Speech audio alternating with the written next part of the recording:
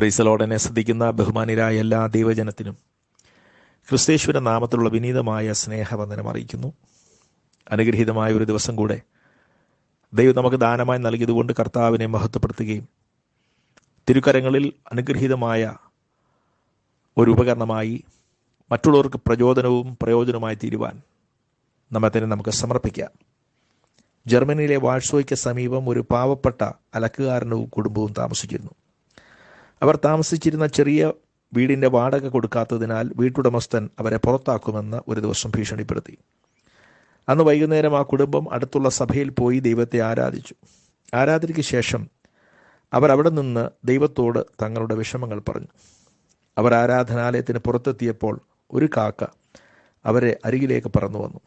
അവർ സ്ഥിരമായി ഭക്ഷണം കൊടുക്കാറുള്ള ഒരു കാക്കയായിരുന്നു അത്. കാക്കയുടെ ചുണ്ടിൽ വിലയേറി രക്തങ്ങൾ പതിച്ച ഒരു മോതിരമുണ്ടായിരുന്നു.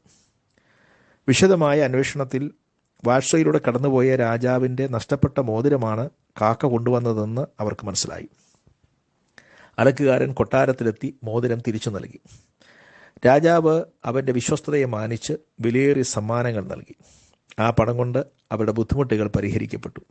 ഏലിയാവിനെ കാക്കയാൽ പോറ്റിയ ദൈവം തങ്ങളുടെയും ബുദ്ധിമുട്ട് പരിഹരിക്കാൻ തയ്യാറാക്കിയ ദൈവിക പദ്ധതി ആ അലക്കുകാരനും കുടുംബത്തിനും അനുഭവിച്ചറിയുവാൻ സാധിച്ചു. ജീവിതത്തിൽ പ്രശ്നങ്ങളും ബുദ്ധിമുട്ടുകളും ഭാരങ്ങളും ആകുലതകളും സർവ്വസാധാരണമാണ്. അതനുഭവിക്കാത്തവർ തീരെ വിരളമാണ്. എന്നാൽ ഒരു ദൈവജനെ സംബന്ധിച്ചിടത്തോളം അവൻ നേരിടുന്ന എല്ലാ പ്രതിസന്ധിയുടെ നടുവിൽ ആശയും അർത്ഥവും താങ്കൾ സേവിക്കുന്ന ദൈവമാണ്. കാരണം വിശുദ്ധ വചനം മുഴുവനും ദൈവത്തിൻ്റെ വാഗ്ദത്തങ്ങളും കരുതലിനും സാക്ഷ്യം വഹിക്കുകയാണ്. ഈ ചിന്ത മനസ്സിൽ വെച്ചുകൊണ്ട് നമുക്ക് പത്രോസിന് 1-ാം ലേഖനം 5-ാം അധ്യായം 7-ാം വാക്യത്തിലേക്ക് നമ്മുടെ ശ്രദ്ധയെ തിരിക്കാം. അവൻ നിങ്ങൾക്കായി കരുതുന്നതാകയാൽ നിങ്ങളുടെ സകല ചിന്താകുലവും അവൻ്റെ മേലിട്ടുകൊള്ളുവീൻ. അപ്പോസ്തലനായ പത്രോസ് സുവിശേഷ നിമിത്തം പലയിടങ്ങളിൽ ചിതറിപ്പാർക്കുന്ന ദൈവജനത്തെ കണ്ടുകൊണ്ടാണ് മനോഹരമായി ലേഖനം എഴുതിയത്. പത്രോസിൻ്റെ 1-ാം ലേഖനം 1-ാം അധ്യായത്തിന് 1-2 വാക്യങ്ങൾ വായിക്കുമ്പോൾ, യേശുക്രിസ്തുവിൻ്റെ അപ്പോസ്തലനായ പത്രോസ് പൊന്തോസിലും ഗലാത്തിയിലും കപ്പദോക്കിയിലും ആസിയയിലും ബിഥുന്യയിലും ചിതറിപ്പാർക്കുകയും പരദേശികളും പിതാവായ ദൈവത്തിൻ്റെ മുന്നറിവിന് ഒത്തവണ്ണം ആത്മാവിൻ്റെ വിശുദ്ധീകരണം പ്രാപിച്ച് അനുസരണം കാണിപ്പാനും യേശുക്രിസ്തുവിൻ്റെ രക്തത്താൽ തളിക്കപ്പെട്ടവരുമായി വൃതന്മാരും ആയവർക്ക് എഴുതുന്നത്, നിങ്ങൾക്ക് കൃപയും സമാധാനവും വർദ്ധിക്കുമാറാകട്ടെ. ഞാൻ ഓർപ്പിച്ചതുപോലെ സുവിശേഷ നിമിത്തം ധാരാളം ത്യാഗം സഹിച്ച, കഷ്ടം സഹിച്ച, പീഡയും ഉപദ്രവവും സഹിച്ച ഒരു കൂട്ടം ദൈവമക്കളെ ധൈര്യപ്പെടുത്തുകയാണ് ഈ ലേഖനത്തിലൂടെ. ഈ ലേഖനത്തിൻ്റെ പ്രധാനപ്പെട്ട ചിന്ത തന്നെ പ്രത്യാശയാണ്. അപ്പോസ്തലനായ പത്രോസിൻ്റെ പ്രത്യാശയുടെ അപ്പോസ്തലൻ എന്ന് തന്നെയാണ് അറിയപ്പെടുന്നത്. അപ്പം ആശ നഷ്ടപ്പെട്ട പോലെ ചിതറപ്പെട്ട് പാർക്കുന്ന ഈ ജനത്തിന് നേരിടേണ്ടി വന്ന അനേക വെല്ലുവിളികളുടെ നടുവിൽ പീഡയും ഉപദ്രവവും ഒന്നൊന്നായി അവരുടെ ജീവിതത്തിൽ ഉയർന്നു പൊങ്ങിയപ്പോൾ കരുതുന്നൊരു ദൈവമുണ്ട്, മാനിക്കുന്നൊരു ദൈവമുണ്ട്. ആ ദൈവം നമുക്ക് കരുതുന്ന, സഹായിക്കുന്ന, വിടുവിക്കുന്ന ദൈവമായി കൂടെ ഉള്ളതുകൊണ്ട് സകല ചിന്താകുലകളും, നമ്മുടെ ആങ്സൈറ്റീസ്, ആകുല ചിന്തകൾ മുഴുവനും ആ കർത്താവിൻ്റെ മേൽ ഇട്ടുകൊള്ളുക എന്ന് ആവശ്യപ്പെടുകയാണ്. പഴയ നിയമത്തിലും പുതിയ നിയമത്തിലും നമുക്ക് അനേക ദൈവവചനം വിവിധ പ്രതിസന്ധിയിൽ വലഞ്ഞു നിൽക്കുന്ന ജനതയെ തങ്ങളിലേക്ക് ആഹ്വാനം ചെയ്യുന്നതായി വായിക്കുന്നുണ്ട്. യെശയ്യാ പ്രവാചകന്റെ പുസ്തകം 55-ാം അധ്യായത്തിൽ തൻ്റെ അടുക്കിലേക്ക് വരിക, ദാഹിക്കുന്ന ഏവരും എൻ്റെ അടുക്കിലേക്ക് വരുവീൻ എന്ന് ആഹ്വാനം ചെയ്യുന്ന ദൈവവചനം നമ്മൾ വായിക്കുന്നുണ്ട്. മത്തായി സുവിശേഷം 11-ാം അധ്യായത്തിന് 28-ാം വാക്യത്തിൽ അധ്വാനിക്കുന്നവരും ഭാരം ചുമക്കുന്നവരുമായി ഏവരും എൻ്റെ അടുക്കൽ വരുവീൻ.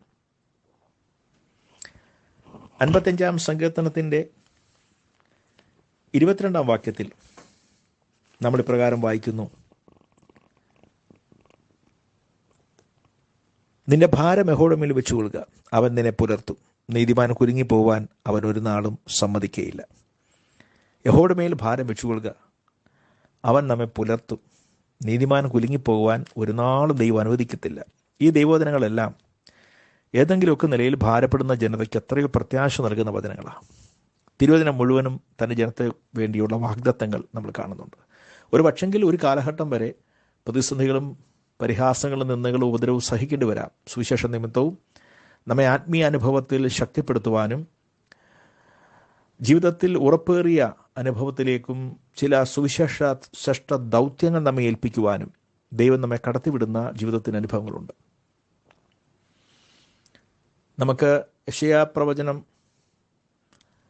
55 അധ്യായത്തിൽ ഞാൻ ഓർപ്പിച്ച വചനം പോലെ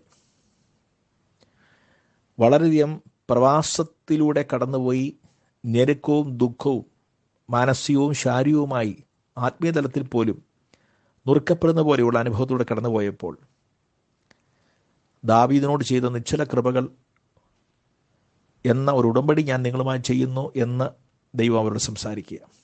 ഷുവർ മേഴ്സീസ് ഓഫ് ഗോഡ് എന്ന ഒരിക്കലും മാറിപ്പോകാത്ത ചില ഉടമ്പടികൾ ദൈവം അവർ ചെയ്യുക.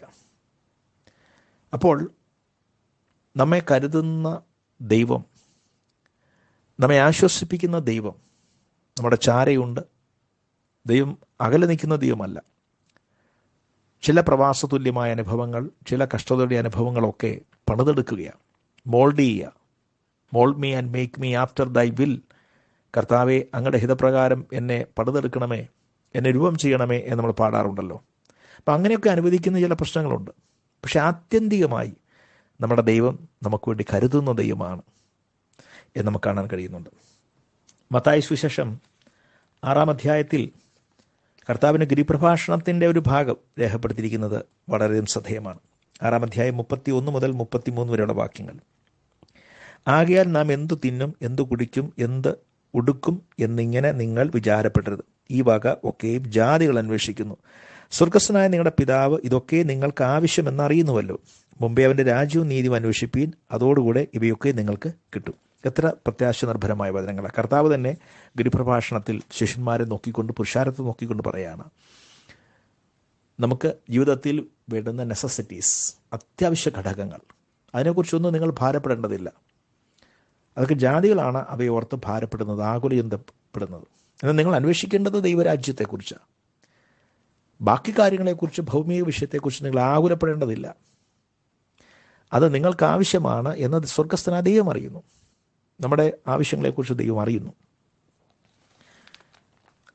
അപ്പോൾ പ്രവാസത്തിൽ ചിതറിപ്പാർക്കുന്ന പോലെയുള്ള അനുഭവത്തിലൂടെ സുവിശേഷ നിമിത്തമായിരിക്കുന്ന ജനതയോട് കരുതുന്നൊരു ദൈവം. അതുകൊണ്ട് ആ ദൈവത്തിൽ നിങ്ങളുടെ ചിന്താഗതി കൊണ്ടൊക്കെ വെക്കുക എന്ന് അവരെ ആഹ്വാനം ചെയ്യുക. നമുക്ക് പത്രോസിൻ്റെ ലേഖനത്തിൽ കാണുന്ന ഈ വചനത്തോട് വളരെയധികം അടുത്തു നിൽക്കുന്ന മറ്റു ചില വചനങ്ങൾ തന്നെ പൗലോസ് അപ്പോസ്തലൻ സഭകൾക്ക് എഴുതി അറിയിക്കുന്നത് നമുക്ക് കാണാൻ കഴിയുന്നുണ്ട്. ഫിലിപ്പിയ ലേഖനത്തിൽ തന്നെ നമുക്ക് തത്തുല്യമായൊരു വചനം കാണാൻ കഴിയുന്നുണ്ട്. 4 അധ്യായം 19 വാക്യം. അവിടെ ഇപ്രകാരം വായിക്കുന്നു, എൻ്റെ ദൈവമോ നിങ്ങളുടെ ബുദ്ധിമുട്ടൊക്കെയും മഹത്വത്തോടെ തൻ്റെ ധനത്തിനൊത്തവണ്ണം ക്രിസ്തു യേശുവിൽ പൂർണ്ണമായും തീർത്തു തരും. അപ്പം ബുദ്ധിമുട്ട് അനുഭവിക്കുന്ന ജനതയെക്കുറിച്ച് പറയുകയാണ്, ദൈവത്തിൻ്റെ മഹത്വത്തിൻ്റെ ധനത്തിനൊത്തവണ്ണം ബുദ്ധിമുട്ടുകളൊക്കെ ക്രിസ്തു യേശുവിൽ പൂർണ്ണമായി തീർത്തു തരും. അപ്പോൾ നമ്മുടെ ഭൗമിക വിഷയങ്ങളിൽ ദൈവത്തിൻ്റെ മഹത്വത്തിന് ധനത്തിനൊത്തവണ്ണം ദൈവം ക്രിസ്തു യേശുവിൽ പൂർണ്ണമായി തീർത്തു തരുമെന്ന് പറയുമ്പോൾ ഭൗതിക ആവശ്യങ്ങളെക്കുറിച്ചുള്ള ഒരു മണ്ഡലത്തിൽ ദൈവം നമുക്ക് വേണ്ടി പ്രവർത്തിക്കുന്നതാണെന്ന് വിശദീകരണം കൂടാതെ നമുക്ക് മനസ്സിലാക്കാൻ കഴിയുമല്ലോ. എന്നതുപോലെ തന്നെ ദൈവത്തിൻ്റെ മഹത്വത്തിന് ധനത്തിനൊത്തവണ്ണം ദൈവം നമുക്ക് ചെയ്തു തരുന്ന മറ്റൊരു പ്രധാനപ്പെട്ട കാര്യം എഫെസ്യർക്ക് ലേഖനം എഴുതുമ്പോൾ 3:16 വാക്യത്തിൽ പൗലോസ് അപ്പോസ്തലൻ രേഖപ്പെടുത്തുകയാണ്. അവൻ തൻ്റെ മഹത്വത്തിൻ്റെ ധനത്തിന് ഒത്തവണ്ണം അവൻ്റെ ആത്മാവിനാൽ നിങ്ങൾ അകത്തെ മനുഷ്യനെ സംബന്ധിച്ച് ശക്തിയോടെ ബലപ്പെടേണ്ടതിനും. അപ്പോൾ ഭൗമിക വിഷയത്തെ ബുദ്ധിമുട്ടനുഭവിക്കുന്ന തൻ്റെ ജനത്തിൻ്റെ ബുദ്ധിമുട്ടൊക്കെയും ദൈവം തൻ്റെ മഹത്വത്തിൻ്റെ ധനത്തിനൊത്തവണ്ണം ക്രിസ്തുയേശുവിൽ പൂർണ്ണമായി തീർത്തു എന്ന് പറയുമ്പോൾ, ഫിലിപ്പിയർ 4:19 പറയുമ്പോൾ, എഫെസ്യ ലേഖനത്തിൽ പറയുന്നു അതേ അനുഭവം പറയുന്നു. ദൈവത്തിൻ്റെ മഹത്വത്തിന് ധനത്തിനൊത്തവണ്ണം നിങ്ങളുടെ അകത്തെ മനുഷ്യനെ സംബന്ധിച്ച് ശക്തിയോടെ ബലപ്പെടേണ്ടതിനും നമുക്ക് വേണ്ടി കരുതുന്ന ദൈവം. അപ്പോൾ അകത്തെ മനുഷ്യനെക്കുറിച്ചും പുറത്തെ നമ്മുടെ ആവശ്യത്തെക്കുറിച്ചും ഒരുപോലെ കൺസേൺഡായ, വിചാരമുള്ള, കരുതലുള്ളൊരു ദൈവമാണ് നമ്മുടെ ദൈവം. ഇന്നെന്നെ കേൾക്കുന്ന പ്രിയമുള്ളവരെ, ഏതെങ്കിലുമൊക്കെ ജീവിതത്തിൻ്റെ കടുപ്പമേറിയ അനുഭവത്തിൽ, പ്രതിസന്ധിയുടെ നടുവിൽ, ജീവിതത്തിൻ്റെ 4 കോണുകളും കൂട്ടിക്കെട്ടുവാൻ എന്നൊക്കെ നമ്മൾ സാധാരണ പറയുന്നത് പോലെ ജീവിതത്തിൻ്റെ പ്രാരാബ്ദങ്ങളുടെ നടുവിൽ അല്ലെങ്കിൽ ശുശ്രൂഷയുടെ നടുവിൽ ഇല്ല, ജീവിതത്തിൻ്റെ ഏതെങ്കിലും ഒരു മണ്ഡലത്തിൽ കർത്താവിന് വേണ്ടി നിൽക്കുന്നത് കൊണ്ട് എല്ലാവരും കൈവിടപ്പെടുന്നത് പോലെയുള്ള അനുഭവങ്ങൾ, കണ്ടിട്ടും കാണാതെ പോകുന്ന അനുഭവങ്ങൾ, കൂടെ ഉണ്ടാവുന്നൊക്കെ വാക്ക് തന്നവർ നിശബ്ദരായി മാറി നിൽക്കുന്ന അനുഭവങ്ങൾ, എല്ലായിടത്തും മൂകത മാത്രം, എല്ലാവരും മാറി മാറി പോകുന്ന പോലെയുള്ള അനുഭവങ്ങൾ, സുവിശേഷ നിമിത്തം എല്ലാം കൈവിടപ്പെട്ടു പോയോ എന്ന് സന്ദേഹിക്കുന്ന അനുഭവം, അങ്ങനെ വ്യത്യസ്തമായ അനുഭവങ്ങൾ, പീഡകൾ, ഉപദ്രവങ്ങൾ, കഷ്ടങ്ങളൊക്കെ, ഭീഷണികളൊക്കെ ഒരു പക്ഷേ നമ്മുടെ മുന്നിൽ ഉണ്ടാകാം.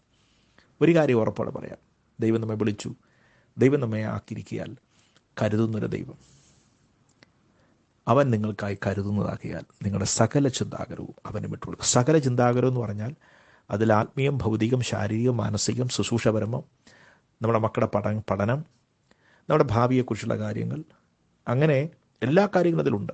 പക്ഷേ ഒരു കാര്യം ശ്രദ്ധിക്കണം, മുമ്പേ അവൻ്റെ രാജ്യവും നീതിയും അന്വേഷിക്കുക. അതോടുകൂടെ ഇവയൊക്കെയും എന്ന് നമ്മളൊന്ന് കാറ്റഗറൈസ് ചെയ്യാനും ഒന്ന് പ്രയോറിറ്റൈസ് ചെയ്യാനും, അതിൻ്റെ മുൻഗണനാ അടിസ്ഥാനത്തിൽ അതിനൊന്ന് കണ്ട് കർത്താവ് പറഞ്ഞതുപോലെ ആത്മീയ കാര്യങ്ങൾക്ക് ദൈവരാജ്യം സംബന്ധിച്ചുള്ളതിനൊന്ന് പ്രാധാന്യം കൊടുത്തുകൊണ്ട് ബാക്കി കാര്യങ്ങളെ അതിന് പുറകെ നിർത്തിയാൽ ദൈവത്തിന് ഒത്തിരി സന്തോഷമാണ്. അങ്ങനെ പരിജ്ഞാനമുള്ള ഒരു പക്വതയേറിയ ആത്മീയ ജീവിതം നമ്മൾ രൂപപ്പെടുത്തുമ്പോൾ നമുക്ക് വേണ്ടി കരുതുന്ന ദൈവം നിശ്ചയമായും നമുക്കൊണ്ട് പ്രവർത്തിക്കും. അതുകൊണ്ട് ആർക്കും ആശങ്കകൾ വേണ്ട. നമ്മുടെ ദൈവം ഓൾ സഫിഷ്യൻറ്റ് ഗോഡാണ്. എല്ലാം നമുക്ക് വേണ്ടി നിർവഹിക്കാൻ കഴിയുന്നൊരു ദൈവമാണ്. ഇന്ന് പകൽ നമുക്കതിനായി നമുക്ക് ദൈവരങ്ങളിലേക്ക് ഏൽപ്പിക്കാം. 57 സങ്കീർത്തനത്തിന് 1-2 വാക്യങ്ങൾ കൂടെ ഞാൻ വായിച്ചു കേൾപ്പിച്ച ശേഷം എൻ്റെ വാക്കുകൾ ഉപസംഹരിക്കട്ടെ. 57 സങ്കീർത്തനത്തിന് ആദ്യത്തെ ചില വാക്കുകൾ. ദൈവമേ, എന്നോട് കൃപയുണ്ടാകണമേ, എന്നോട് കൃപയുണ്ടാകണമേ. ഞാൻ നിന്നെ ശരണം പ്രാപിക്കുന്നു. അതേ ഈ ആപത്തുകൾ ഒഴിഞ്ഞു പോകുമ്പോഴും ഞാൻ നിന്റെ ചെറുകിൻ്റെ നിഴലിൽ ശരണം പ്രാപിക്കുന്നു. അത്യുന്നതനായ ദൈവത്തെ ഞാൻ വിളിച്ചപേക്ഷിക്കുന്നു. എനിക്ക് വേണ്ടി സകലവും നിർവഹിക്കുന്ന ദൈവത്തെ തന്നെ. സ്തോത്രം. ഈ ആപത്തുകൾ ഒഴിഞ്ഞു പോകുമ്പോഴും, നമുക്കിതൊരു പാൻഡമിക് കാലമാണ്, മഹാമാരിയുടെ കാലം, മനുഷ്യനൊക്കെ വളരെയധികം ആകുലതയോടെ ജീവിക്കുന്നൊരു കാലഘട്ടം. ഇവിടെ ഭക്തൻ പറയുന്നു, അതേ ഈ ആപത്തുകൾ ഒഴിഞ്ഞു പോകുമ്പോഴും ഞാൻ നിന്റെ ചെറുകിൻ്റെ കീഴിൽ ശരണം പ്രാപിക്കുന്നു. അത്യുന്നതനായ ദൈവത്തെ ഞാൻ വിളിച്ചപേക്ഷിക്കുന്നു. എനിക്ക് വേണ്ടി സകലതും നിർവഹിക്കുന്ന ദൈവത്തെ തന്നെ. നമുക്കൊണ്ട് എല്ലാം നിർവഹിക്കാൻ കഴിയുന്ന ദൈവം നമ്മുടെ ദൈവം. ആ കർത്താവിൽ നമുക്ക് ആശ്രയിക്കാം. ആ കർത്താവിൻ്റെ കരങ്ങളിലേക്ക് നമ്മെ തന്നെ ഏൽപ്പിക്കാം. ഉറപ്പോടെ, ധൈര്യത്തോടെ നമ്മുടെ ജീവിതം, നമ്മുടെ ആത്മീയ ശുശ്രൂഷകളെ നയിക്കാം. ഒരു നിലയിലും ആശങ്കപ്പെടേണ്ടതില്ല. കാരണം വിളിച്ച ദൈവം വിശ്വസ്ത ദൈവമാണ്, കരുതുന്ന ദൈവമാണ്. ആ കർത്താവിലേക്ക് നമുക്ക് നമ്മുടെ ഭാരങ്ങളെ ഇറക്കി വെക്കാം. നമ്മൾ തന്നെ ചുമക്കേണ്ടതില്ല. കർത്താവിലേക്ക് ഇറക്കി വെക്കുമ്പോൾ കർത്താവ് അതിന് പരിഹാരം തരും. നമുക്കൊക്കെ ഉണ്ടാകുന്ന ഏറ്റവും വലിയ പ്രശ്നം പലപ്പോഴും പലതും നമ്മൾ തന്നെ വഹിക്കുക. പക്ഷേ കർത്താവിലേക്ക് ഇറക്കി വെക്കാൻ കർത്താവ് ആവശ്യപ്പെടുന്നല്ലോ. God bless you. ദൈവം നമ്മെ അതിനായി ഒരുക്കുകയും അനുഗ്രഹിക്കുകയും ചെയ്യട്ടെ. ശുഭകരമായ ഒരു ജീവിതവും ശുശ്രൂഷയും ദൈവം നമുക്ക് തരട്ടെ. അത് മറ്റുള്ളവർക്ക് മാതൃകയായി തീരുവാൻ കൃപ ചെയ്യട്ടെ. God bless you all.